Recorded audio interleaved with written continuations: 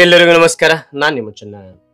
ಈ ಒಂದು ವಿಡಿಯೋದಲ್ಲಿ 7ನೇ ತರಗತಿ ಸಿರಿಗನ್ನಡ ಪ್ರಥಮ ಭಾಷಾ ಕನ್ನಡ ಪಠ್ಯ ಪುಸ್ತಕ ಪರಿಷತ್ 2024 ಇದು ಭಾಗ 2 ಪುಸ್ತಕ ಇದು. ಓಕೆ, ಈ ಒಂದು ಭಾಗ 2 ಪುಸ್ತಕದಲ್ಲಿ ಇಲ್ಲಿ ಅಧ್ಯಾಯ 7 ಬಿಲ್ಲ ಹಬ್ಬ ಇದೊಂದು ನಾಟಕ. ಓಕೆನಾ, ಈ ಒಂದು ಅಧ್ಯಯನದಲ್ಲಿರ್ತಕ್ಕಂತಹ ಅಭ್ಯಾಸದ ಬಗ್ಗೆ ಯಾವ ರೀತಿ ನೋಟ್ಸ್ ಬರೆಯೋಕೆ ತಿಳಿಸ್ತಾ ಹೋಗ್ತಾನೆ. ಹಾಗೆ ಈ ಒಂದು ಮಾಹಿತಿ ಅಂತಕ್ಕಂಥ ಇಷ್ಟ ಆಯ್ತಾ? ಇಷ್ಟು ಹೋದ್ರೆ ಒಂದು ಲೈಕ್, ನೀವು ಒಂದು ಲೈಕ್ ಅನೇಕ ವಿಡಿಯೋ ಪ್ರೋತ್ಸಾಹ ತುಂಬಾ ಸಿಗುತ್ತೆ. ಇನ್ನೊಬ್ರು ಶೇರ್ ಮಾಡಿ, ಇನ್ನೊಬ್ರು ಚಾನಲ್ ಸಾಧ್ಯ ಇಂಥ ಅನೇಕ ವಿಡಿಯೋ ಚಾನಲ್ ಸಬ್ಸ್ಕ್ರೈಬ್ ಆಗಿ. ಹಾಗೆಯೇ 7ನೇ ತರಗತಿ ಸಂಬಂಧಪಟ್ಟಿರ್ತಕ್ಕಂಥ ಸಮಾಜ ವಿಜ್ಞಾನದ ಅಧ್ಯಯನದ ಪ್ರಶ್ನೋತ್ತರ ಆಲ್ರೆಡಿ ಮಾಡಿದೆ, ಲಿಂಕ್ ಡಿಸ್ಕ್ರಿಪ್ಷನ್ ಇರ್ತಾನೆ, ಅಲ್ಲಿ ಕ್ಲಿಕ್ ಮಾಡೋಕೆ ಆ ಎಲ್ಲ ವಿಡಿಯೋ ನೋಡ್ಬೋದು ಅಂತ ಹೇಳ್ತಾ ಹಾಗೆ ಯಾವ ರೀತಿ ನೋಟ್ಸ್ ಬರೆಯೋಕೆ ತಿಳಿಸ್ತಾ ಹೋಗ್ತಾನೆ. ಬನ್ನಿ ಇಲ್ಲಿ ನೋಡಿ ಮಕ್ಕಳೇ, ಅಭ್ಯಾಸಗಳಂತಿದೆ. ಮೊದಲನೇದು ಇಲ್ಲಿ ಕೊಟ್ಟಿರುವ ಪ್ರಶ್ನೆಗಳಿಗೆ ಒಂದು ವಾಕ್ಯದಲ್ಲಿ ಉತ್ತರಿಸಿ ಇದೆ. ಓಕೆನಾ, ಒಂದೊಂದಾಗಿ ನೋಡ್ಕೊಳ್ಳೋಣ. ಇದಕ್ಕಿಂತ ಮುಂಚೆ ನಾವೇನ್ ಮಾಡ್ಬೇಕು ಅಂತಂದ್ರೆ, ಅಭ್ಯಾಸಕ್ಕಿಂತ ಮುಂಚೆ ಕವಿ ಪರಿಚಯ ಅಂತಕ್ಕಂಥದ್ದು ನಾವು ತಿಳಿಬೇಕಾಗುತ್ತೆ. ಕವಿ ಪರಿಚಯವನ್ನ ಚಿಕ್ಕದಾಗಿ ಯಾವ ರೀತಿ ಬರೀಬೇಕು ನಾನು ತಿಳಿಸ್ತಾ ಹೋಗ್ತೇನೆ. ಚಿಕ್ಕದಾಗಿ ಬರ್ ನಿಮಗೆ ಯಾವ ರೀತಿ ನೋಟ್ಸ್ ಬರೆಯೋಕೆ ತಿಳಿಸ್ತಾ ಹೋಗ್ತೇನೆ. ಓಕೆ, ಇಲ್ಲಿ ನೋಡಿ ಮಕ್ಕಳೇ, ಚಿಕ್ಕನ ಅಕ್ಷರದಲ್ಲಿ ಗದ್ಯ ಭಾಗ ಅಂತಕ್ಕಂಥ ಬರ್ರಿ. ಅಧ್ಯಾಯ 7 ಅಂತಕ್ಕಂಥದ್ದು ಬರೀತಾ ಹೋಗಿ. ಅದ ನಂತರ ಪಾಠದ ಶೀರ್ಷಿಕೆ, ಅಧ್ಯಯನದ ಶೀರ್ಷಿಕೆ ಇದೆಯಲ್ಲ, ಬಿಲ್ಲ ಹಬ್ಬ ಅಂತಕ್ಕಂಥದ್ದು ನಾಟಕ. ಇದು ದಪ್ಪನ ಅಕ್ಷರದಲ್ಲಿ ಬರೆದು ಕೆಳಗೆ ಅಂಡರ್ಲೈನ್ ಮಾಡಿ. ಹಾಗೇನೆ ಈ ಒಂದು ಅಧ್ಯಯನದ ಅಭ್ಯಾಸ ಇವತ್ತು ಬರಿತಾ ಇರ್ತೀರ, ಆ ದಿನಾಂಕವನ್ನು ಇಲ್ಲಿ ಮೆನ್ಷನ್ ಮಾಡಿ. ಓಕೆ, ಅಂತ ಇಲ್ಲಿ ಕವಿ ಪರಿಚಯ ನೋಡಿ. ಕವಿ ಯಾರು ಅಂದ್ರಿನ ಡಾಕ್ಟರ್ H.S. ವೆಂಕಟೇಶ ಮೂರ್ತಿ ಅವರು. ಇಲ್ಲಿ ಚಿತ್ರ ಕಾಣ್ತಾ ಇದೆಯಾ, ಅವರೇನೆ. ಅದಂತರ ಜನ್ಮಸ್ಥಳ ದಾವಣಗೆರೆ ಜಿಲ್ಲೆಯ ಚನ್ನಗಿರಿ ತಾಲೂಕಿನ ಹೊದಿಗೆರೆಯಲ್ಲಿ ಇವರು ಜನಿಸಿದ್ರು ಅಂತಕ್ಕಂಥದ್ದು. ಜನನ ಯಾವಾಗ ಆಯ್ತು ಅಂದ್ರೆ 1944 ಜೂನ್ 23 ಜನನ ಆಯ್ತು. ವೃತ್ತಿ ಕನ್ನಡ ಪ್ರಾಧ್ಯಾಪಕರಾಗಿದ್ರು ಇವರು ಅನೇಕ ಕವನ ಸಂಕಲನ ಬರೆದಿದ್ದಾರೆ. ಇಲ್ಲಿ ನೋಡಿದರೆ ಸಿಂದಾಬಾದನ ಆತ್ಮಕತೆ, ಕ್ರಿಯಾಪರ್ವ, ಒಣ ಮರದ ಗಿಳಿಗಳು ಅಂತಕ್ಕಂಥ, ಋತುವಿಲಾಸ, ಎಷ್ಟೊಂದು ಮುಗಿಲು, ಅಮೆರಿಕಾದಲ್ಲಿ ಬಿಲ್ಲ ಹಬ್ಬ, ಭೂಮಿಯೂ ಒಂದು ಆಕಾಶ ಅಂತಕ್ಕಂಥ ಇವರು ಅನೇಕ ನಾಟಕಗಳನ್ನು ಬರೆದಿದ್ದಾರೆ.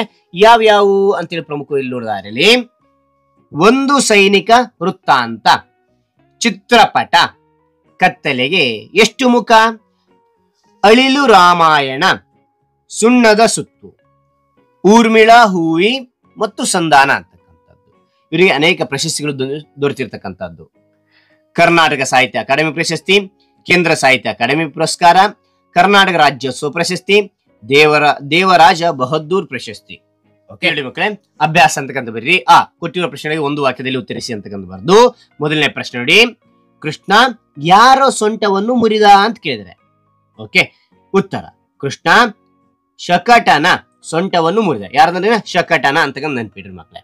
ಅಂತ ಎರಡನೇದು, ಕೃಷ್ಣನ ಕೈಯಲ್ಲಿ ಸಿಕ್ಕ ಧೇನುಕ ಏನಾದ ಅಂತಂದ್ರಿನ. ಉತ್ತರ ಕೃಷ್ಣನ ಕೈಯಲ್ಲಿ ಸಿಕ್ಕ ಧೇನುಕ ಬೇಲದ ಹಣ್ಣು ಬಡಿಯೋ ಬಡಿಗೆಯಾದನು ಅಂತಕ್ಕಂಥದ್ದು.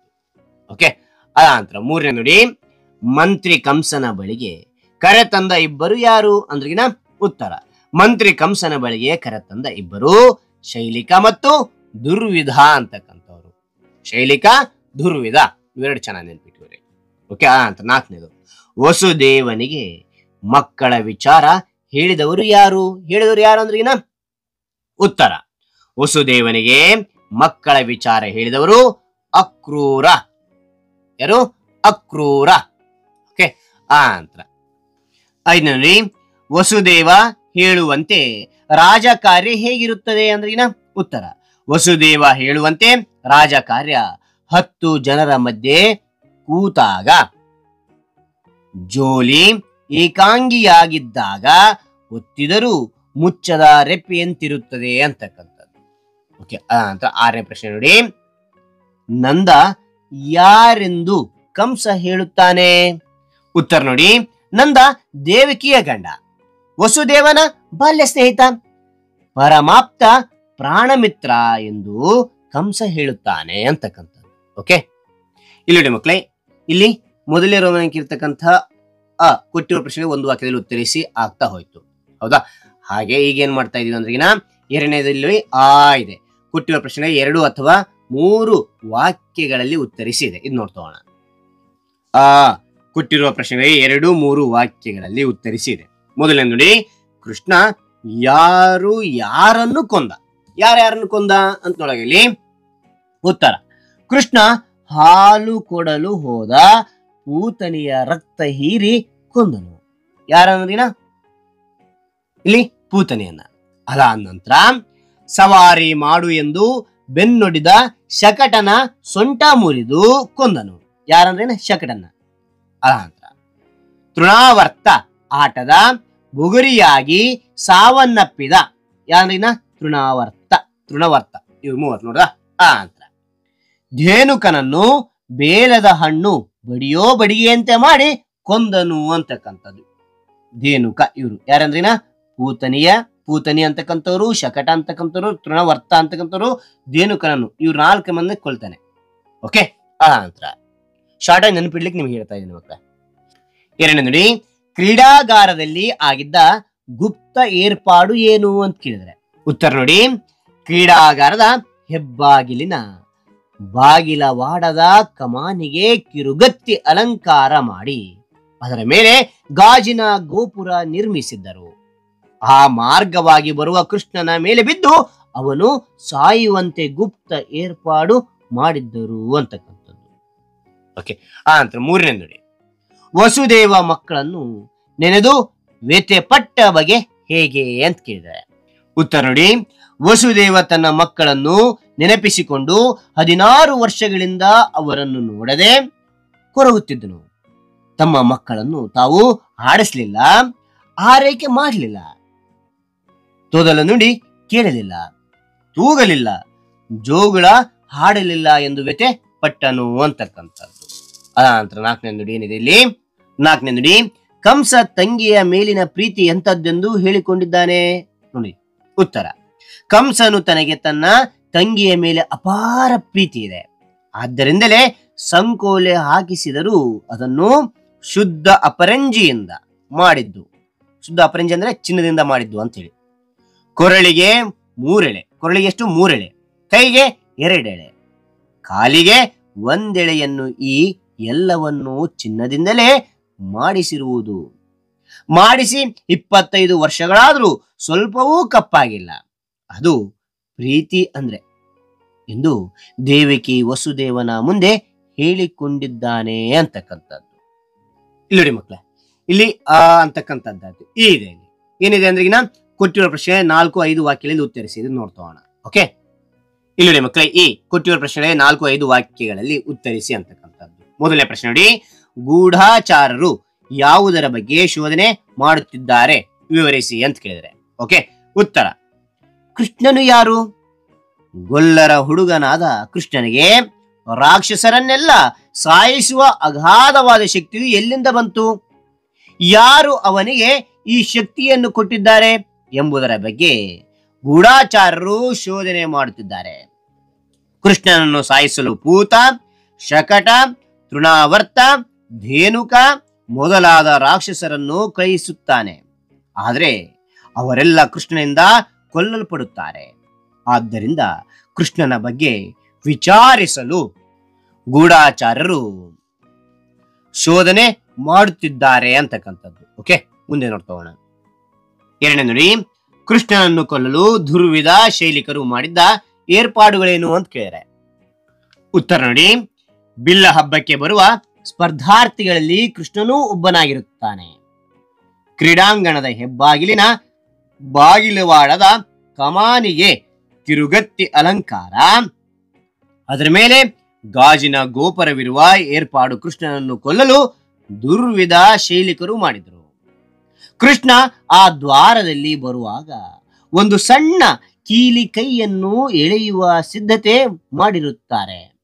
ಆ ಕೀಲಿ ಕೈ ಎಳೆದರೆ ಮೇಲಿನ ರಾಜಗೋಪುರ ಸಮೇತ ಕೆಳಗೆ ಬೀಳುವಂತೆ ವ್ಯವಸ್ಥೆ ಮಾಡಿರುತ್ತಾರೆ. ಪಟ್ಟದ ಆನೆಯ ಕುವಲಯ ಪೀಡಕ್ಕೆ ಔಷಧ ಪಥ್ಯವನ್ನು ಮಾಡಿ ಅದು ಹಳದಿ ಬಣ್ಣ ನೋಡಿದರೆ ಸಾಕು ಮೇಲೆ ಬಿದ್ದು ಆಕ್ರಮಣ ಮಾಡುವಂತೆ ತರಬೇತಿ ಕೊಟ್ಟಿರುತ್ತಾರೆ.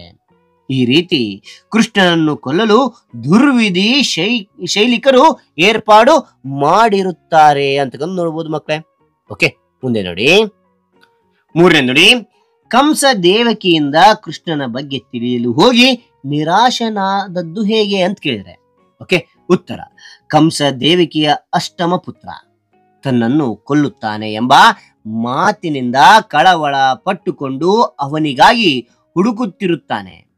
ದೇವಕಿಯನ್ನೇ ಎಲ್ಲಿ ಬಚ್ಚಿಟ್ಟಿದ್ದೀಯಾ ಹೇಳು, ಹೇಳಿದರೆ ನನ್ನ ರಾಜ್ಯವನ್ನೆಲ್ಲ ಕೊಟ್ಟು ಬಿಡುತ್ತೇನೆ.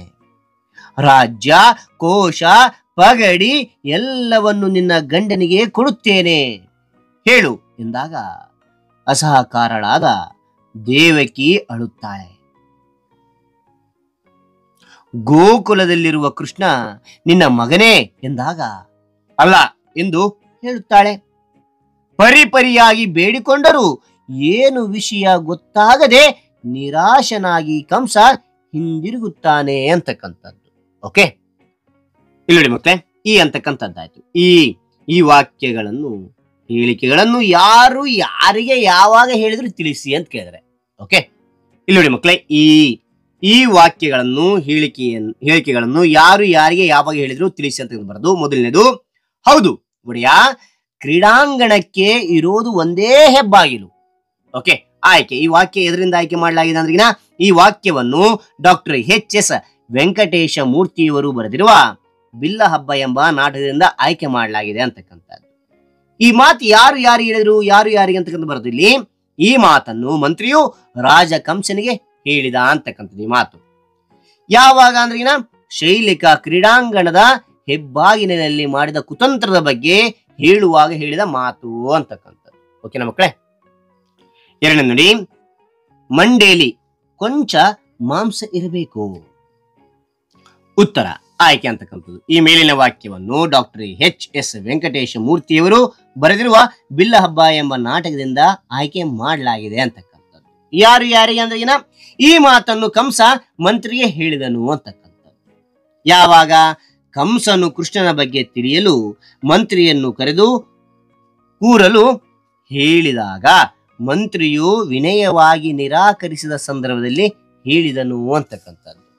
ಓಕೆ, ಅಂತ ಮೂರನೇ ನೋಡಿ, ನಿಮ್ಮ ಅಣ್ಣನಿಗೆ ಸ್ವಲ್ಪ ಹಾಲಾದರೂ ಕೊಡು.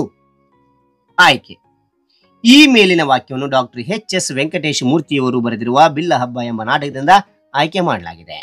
ಯಾರು ಯಾರಿಗೆ ಅಂದ್ರಿನ ಈ ಮಾತನ್ನು ವಸುದೇವ ದೇವಕಿಗೆ ಹೇಳಿದನು ಅಂತಕ್ಕಂಥದ್ದು. ಯಾವಾಗ ಅಂದ್ರಿನ ಕಂಸನು ದೇವಕಿ ಮತ್ತು ವಸುದೇವನನ್ನು ನೋಡಲು ಬಂದಾಗ ಹೇಳಿದ ಮಾತಾಗಿದೆ ಅಂತಕ್ಕಂಥದ್ದು. ನೋಡಕ್ ಬಂದಾಗ ಹೇಳಿರ್ತಕ್ಕಂಥ ಮಾತದು. ನಾಲ್ಕನೇ ನೋಡಿ, ಕೊಲ್ಲಲು ಬಂದವರನ್ನೆಲ್ಲ ಅವನೇ ಕೊಂದು ಬಿಟ್ಟ. ಉತ್ತರ, ಆಯ್ಕೆ ನೋಡಿ. ಈ ಮೇಲಿನ ವಾಕ್ಯವನ್ನು ಡಾಕ್ಟರ್ ಎಚ್.ಎಸ್. ವೆಂಕಟೇಶ ಮೂರ್ತಿಯವರು ಬರೆದಿರುವ ಬಿಲ್ಲ ಹಬ್ಬ ಎಂಬ ನಾಟಕದಿಂದ ಆಯ್ಕೆ ಮಾಡಲಾಗಿದೆ ಅಂತಕ್ಕಂಥದ್ದು. ಯಾರು ಯಾರಿಗೆ ಅಂದ್ರೆ ಈ ಮಾತು ಯಾರು ಹೇಳಿದ್ರು, ಈ ಮಾತನ್ನು ಕಂಸನು ದೇವಕಿಗೆ ಹೇಳುತ್ತಾನೆ ಅಂತಕ್ಕಂಥದ್ದು. ಯಾವಾಗ ಕಂಸ ದೇವಕಿಯ ಹತ್ತಿರ ಕೃಷ್ಣನ ಬಗ್ಗೆ ಹೇಳುವಾಗ ಈ ಮಾತನ್ನು ಹೇಳಿದನು ಅಂತ ನೋಡ್ಬೋದು. ಓಕೆನಾ ಮಕ್ಕಳೇ.